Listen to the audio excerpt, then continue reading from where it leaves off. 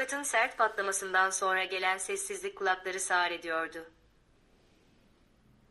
Yanağımdaki yanma ateş gibiydi ve 3 aylık maaşımı biriktirerek aldığım 5 halıya bakarken görüşüm bir anlığına bulanıklaştı. Babamın parmakları koluma acımasızca gömüldü ve beni kitaplığa doğru itti.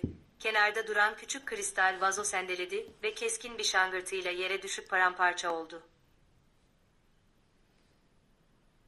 "Nankör kız," diye tükürdü annem. El çantasını daha sıkı kavrarken evlilik yüzüğü öğleden sonra ışığını yakalıyordu. "Sırf bu daireye sahipsin diye kendini bizden üstün mü sanıyorsun?" Arkasında 8 yaşındaki kızım ava kapı eşiğinde donup kalmıştı. Küçük elleri titriyordu. Onu yıllardır korumaya çalıştığım çirkin gerçeğe, ailemin gerçek yüzüne tanık oluyordu. "Anne," diye bağırdı bana doğru koşmak isterken annem sertçe önünü kesti. "Karışma buna, küçük," diye azarladı. Annen Katya gibi söz dinleseydi, bu kadar sert davranmak zorunda kalmazdık. Benim adım Nicole. 34 yaşındayım ve bekar bir anneyim. Bu, ailem beni kırmaya çalıştıktan sonra değerimi nasıl geri aldığımın hikayesi. Zorla doğrulurken bacaklarımın titrediğini hissediyordum. Başım kitaplığa çarpmanın etkisiyle zonkluyordu. Bu kabusu başlatan mesaj hala telefonumun ekranında duruyordu. "Kira günü geldi. Kız kardeşine yardım et. Seni böyle yetiştirmedik." Mesajı görmezden geldikten 2 saat sonra kapıma dayanmışlardı. Uyarı bile yapmamışlardı. Borç tahsil etmeye gelmiş gibi kapıyı yumruklamışlardı. Babam, bana her zaman borçlu olduğumu hatırlatırken taktığı o küçümseyici ifadeyle annemin arkasında duruyordu. "Neden mesajlarımıza cevap vermiyorsun?" diye sordu annem kapıyı açar açmaz. "Size söyledim. Bu ay Katya'nın kirasını ödeyemem." Sesim hissettiğimden daha kararlı çıkmıştı. Avanın diş ameliyatı son birikimimi tüketmişti. 28 yaşındaki kız kardeşimin bir işi elinde tutamaması benim acil durumum değildi. "Yani kızının diş faturası, kız kardeşinin başını sokacak bir çatıdan daha mı önemli?" dedi babam alaycı bir sesle ve davetsizce içeri girdi. "Onun yaşam tarzından sorumlu değilim," dedim kararlı bir şekilde. "Seçenekleri var. Çalışmamayı kendi seçiyor. Bunun bedelini bana ödetmeyin." İşte o an her şey koptu. Annem çantasını vitrinime fırlattı. Gürültü odayı doldurdu. Ardından tokat geldi. Sert, kuru, aşağılayıcı. Babam kolumu yakaladı. Demir bir mengene gibi sıkıp beni duvara çarptı. Şimdi kanepemde oturmuş, sanki oteldeymiş gibi kendilerine kahve dolduruyorlardı. Titreyen ellerim ve köşede sessizce ağlayan kızım onlar için görünmezdi. "Parayı gönderene kadar gitmiyoruz," dedi babam sakin bir sesle. "Burada kalıp paranı başka saçmalıklara harcamadığından emin olacağız." O an ellerim titriyordu ama artık korkudan değil, kararlılıktan. Laptopumu aldım. Bilmedikleri çok şey vardı ama en önemlisini unutmuşlardı. Ben bir bilişim güvenliği uzmanıyım. Evimin her odasında küçük gizli kameralar vardı. Kendi özel güvenlik sistemim. Birkaç tıklamayla bulut kaydını açtım. Video oradaydı. Babamın yüzündeki öfke, annemin elini kaldırışı ve arka planda kızımın çaresiz ağlayışı net şekilde görünüyordu. Gönder tuşuna bastım. Bir kopya avukatıma, bir kopya güvenli bir sunucuya gitti. Sessizlikle beni kontrol edebileceklerini sanıyorlardı. Ama hayatımı dijital olarak güvence altına aldığımı unutmuşlardı. Av yeni başlıyordu. Ava'nın gözyaşları içindeki yüzüne baktım. Gözleri korku ve şaşkınlıkla açılmıştı. İçimde yıllarca eğilmiş olan bir şey sertleşti. "Çıkın," dedim buz gibi bir sesle. Annem güldü. "Yoksa ne yapacaksın? Kendi anne babana polisi mi çağıracaksın? Ne kadar acınası." Cevap vermedim. Ava'nın elini tuttum ve yatak odasına götürdüm. Kapıyı kilitledim. O gece Ava karanlıkta elimi tutarak yanımda yattı. "Anne," diye fısıldadı. "Neden anne anne ve dede senden nefret ediyor?"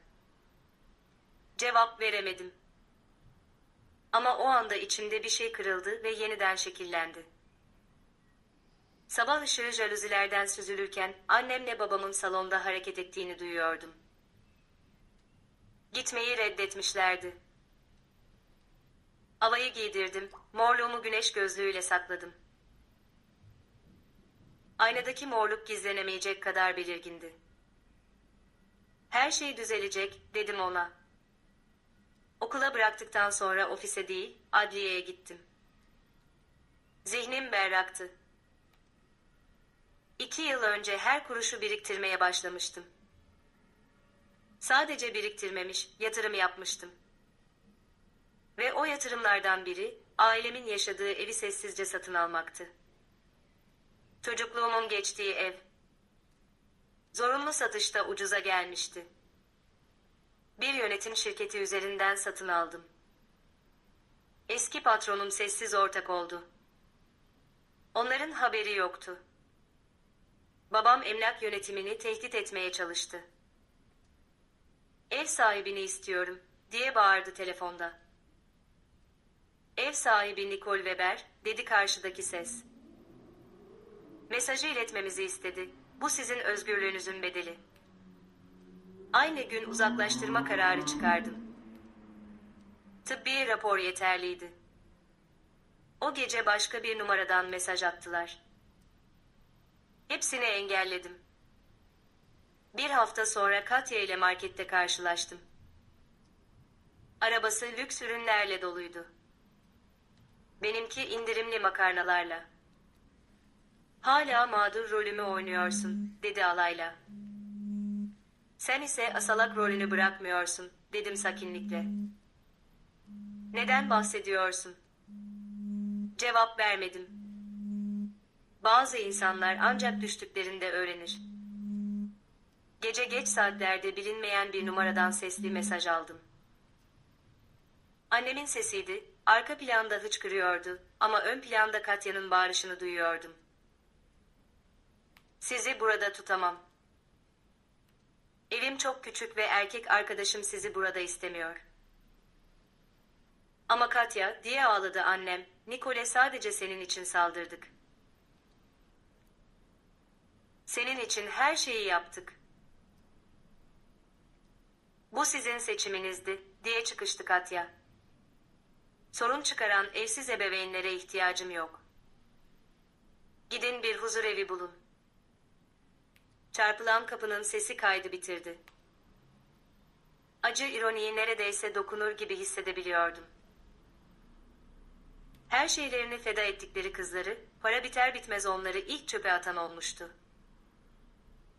Yarattıkları canavar dönüp onları ısırmıştı. Tahliye bildirimi ertesi sabah ailemin evine ulaştı. Annem başka bir yeni numaradan arayıp çığlık attı.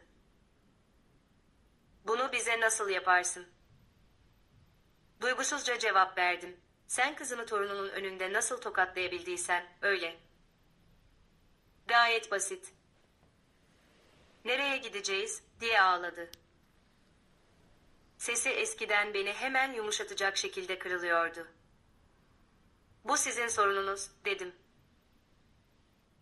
"Ama yardıma ihtiyacınız varsa belki Katya kiranızı öder." Hattın diğer ucunda sessizlik oldu. Sonra telefonu kapattı. Hayatımda ilk kez suçluluk hissetmiyordum. Özgürdüm. Sonraki hafta kaos geçti. Ailem akrabaları arayıp beni zalim, nankör ve psikolojik olarak dengesiz ilan etti. Ben sessiz kaldım. Kendimi savunmam gerekmiyordu. Uzaklaştırma kararı her şeyi anlatıyordu. Onun yerine Ava'yı huzurlu bir kalple okuldan aldım ve taşınacağımızı söyledim. Gerçekten mi? Nereye diye gözleri parlayarak sordu. Gerçekten bize ait olan bir yere. Birkaç sokak ötede küçük bir ev satın almıştım. Birikimlerim ve kira gelirimin bir kısmıyla finanse etmiştim. Lüks değildi ama çitli bir bahçesi, kapının önünde Ava'nın sevdiği lavanta çalıları ve huzur vardı. Gerçek huzur. Tahliye günü geldi. Tam 30 gün sonra, bir zamanlar evim dediğim evin karşı kaldırımında duruyordum. Yönetim öğlene kadar çıkmaları gerektiğini bildirmişti. Ön bahçe plastik torbalarla, yarı kırık mobilyalarla ve annemin artık tabanı paslanmış Hollywood salıncağıyla doluydu. Babam kafese kapatılmış bir hayvan gibi volta atıyordu. Katya yoktu. Kuzenim Sarah'ya göre kafasını dağıtmak için Münih'e uçmuştu. Ava elimden tutarak yanımdaydı. Gelmekte ısrar etmişti. İnsanlar hak ettiklerini aldıklarında nasıl göründüğünü görmek istiyorum, demişti sabah. Beni görünce annem valizini sürükleyerek üzerime yürüdü. Nicole, bu ciddi olamaz, diye bağırdı. Biz senin aileniz.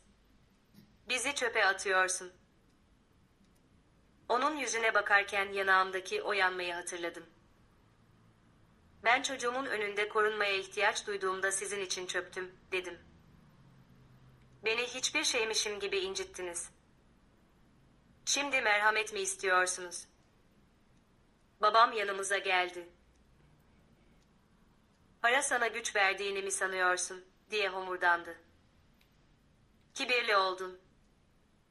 Sen sadece taç satın almış bir kiracısın. Hayır, dedim.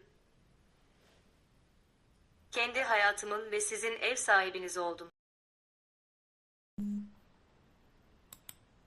Koluma uzandı ama bu kez donmadım. Bana bir daha dokun, dedim keskin bir sesle ve polis bir sonraki yalanından daha hızlı gelir.